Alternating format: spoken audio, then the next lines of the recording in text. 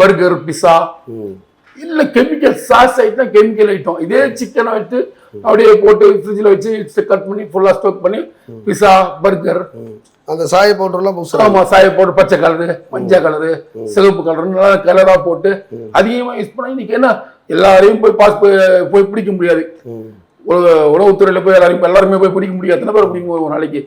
எதனா கம்ப்ளைண்ட் வந்தா தான் அவங்க போய் டெஸ்ட் பண்ணுவாங்க. கண்ணுக்கு தெரிஞ்ச விஷயத்த சாப்பிட்றாங்கன்றீங்க. நிச்சயமா நிச்சயமா கண்ணுக்கு தெரிஞ்ச ஒரு பாய்சன் மாதிரி தான் அது.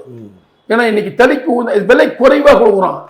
என்னன்னா இப்போ இந்தியன் மெத்தட்ல வதக்கி அரைச்சி அதை மசாலா ஏற்றி அது கிட்டத்தட்ட ஒரு டைமிங் அதிகமா தேவைப்படும்.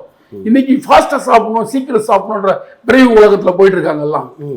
அது மாதிரி சீக்கிரம் சாப்பிடணும் என்ன பண்றாங்க, அவன் அரிசி வடிச்சு வச்சிருப்பான், பருப்பு வடிச்சு வச்சிருப்பான், எல்லாத்தையும் ரெடி பண்ணி வச்சிருப்பான்.